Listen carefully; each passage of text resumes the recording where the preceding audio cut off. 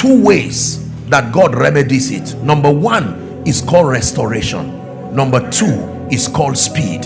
When God wants to help you, he brings both restoration and speed. The Bible says, and I will restore the years. He can restore years. Hallelujah.